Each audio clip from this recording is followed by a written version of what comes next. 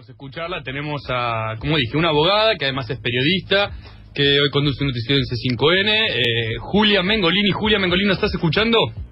Sí, ¿qué tal? ¿Cómo le va? Bien, Julia, ¿cómo estás? Bien, muy bien. Bueno, Gracias bienvenida a nuestro primer programa de la segunda edición de ¿Qué tupé? Acá por Radio 1.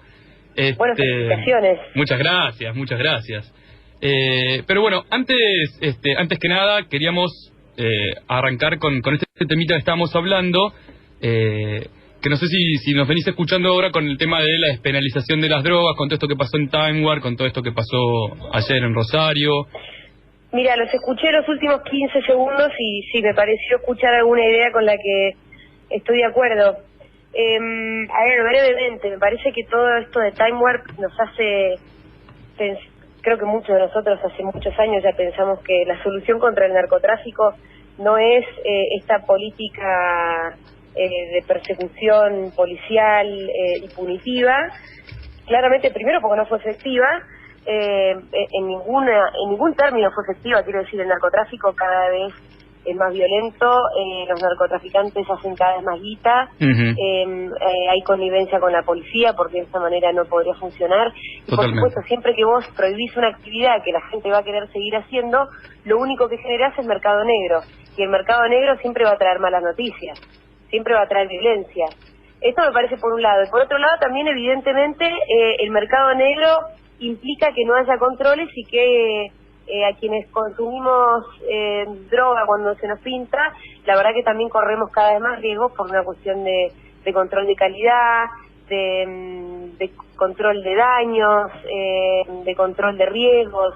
Bueno, todo eso como queda librado al azar, me parece que lo que finalmente pasa y los resultados que estamos viendo es, por un lado, muertes por el narcotráfico, por la cuestión policial del narcotráfico, y por otro lado, bueno, ahora también vemos cada vez más víctimas de la corrupción, de la desidia, de la negligencia, que implica una fiesta mal organizada, que implican sustancias pedorras que nadie controla, porque claro, son del mercado negro.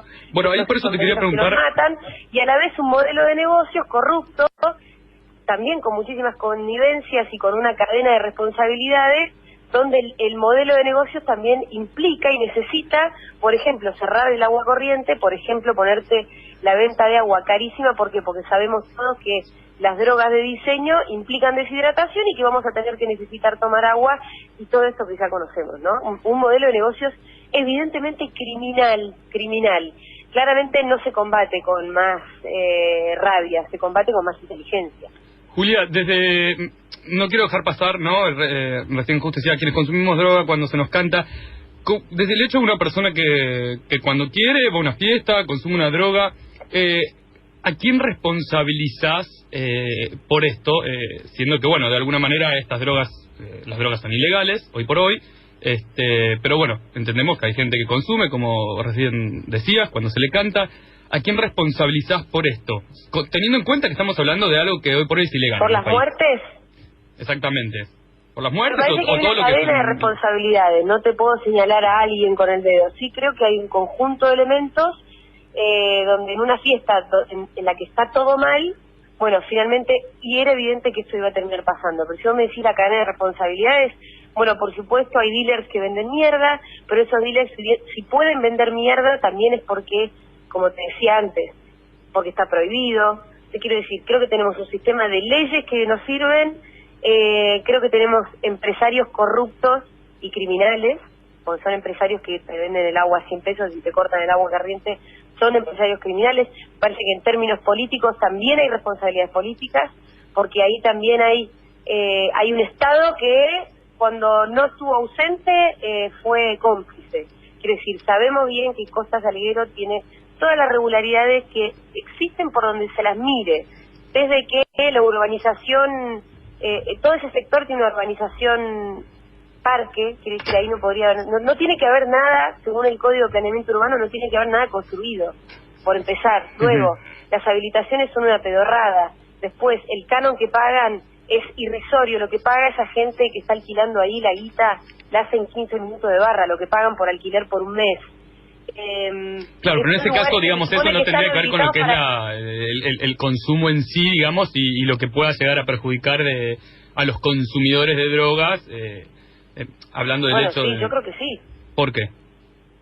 Y por eso que te digo, si vos vas a un lugar, evidentemente yo creo que los pibes que se murieron porque tomaron un veneno a la vez y además porque había un hacinamiento imposible en esa fiesta. Todo el mundo que estuvo te cuenta, e incluso también en la causa los testigos cuentan que no se podía estar porque era un horno, que no podías ni caminar por la cantidad de gente, y además se sabe que ese lugar tenía habilitación para 10.000 personas y tenía el doble, que había un sistema de refrigeración que no estaba funcionando, pero que existía y que estaba bien.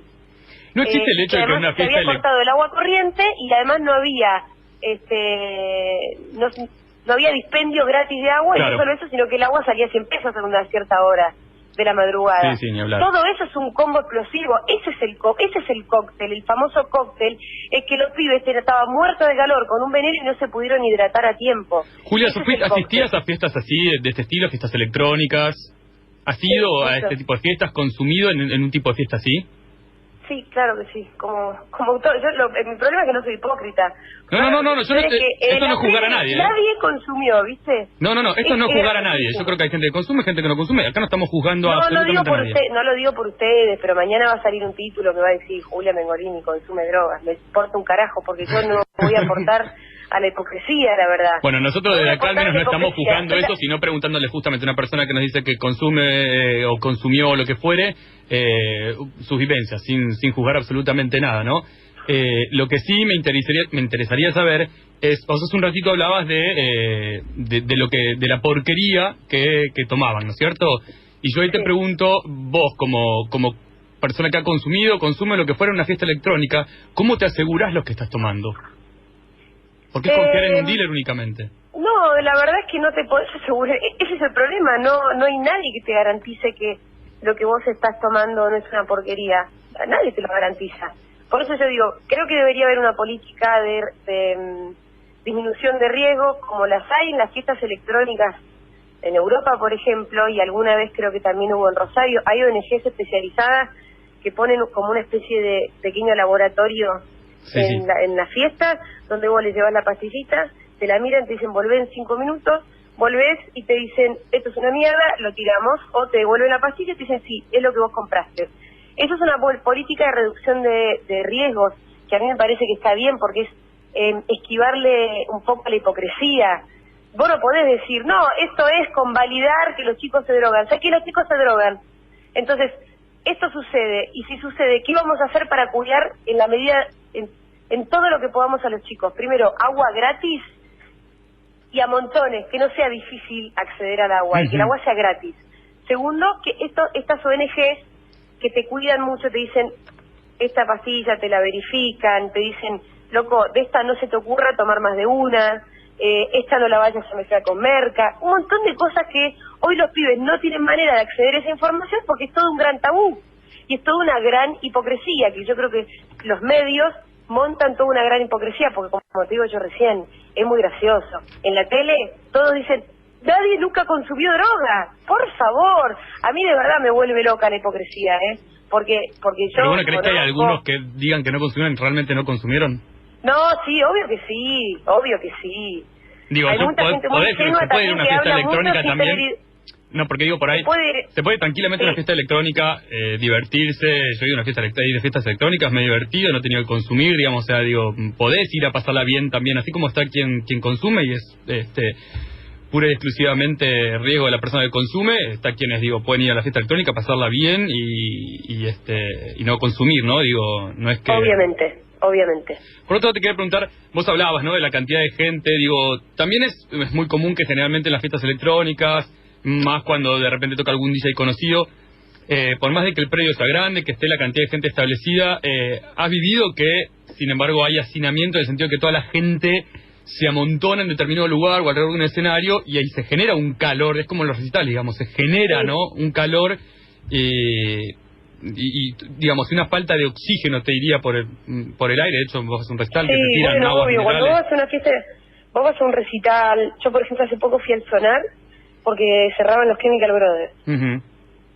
Fue un escándalo, la verdad, no salió a ningún lado porque de pedo no se murió nadie, pero la verdad que fue un escándalo, cualquiera que estuvo ahí te lo puede contar. Digo porque es muy difícil regular esa situación adentro del lugar. O sea, es muy difícil, digo porque es muy difícil regular esa situación adentro del lugar, cuando la gente se amontona.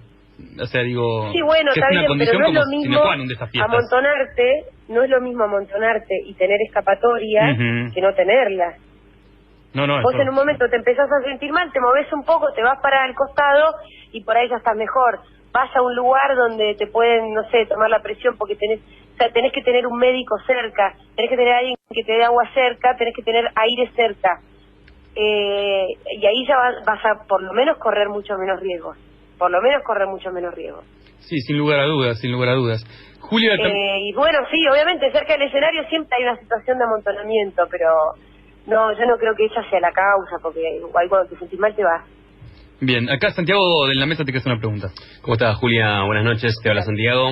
Tengo una consulta porque se la escuchó a Úrsula Vargas también hablando de esto, hablaba del tema de la hipocresía que ella había consumido y que se había divertido, fue como el titular que tiró y se la juzgó mucho por ello.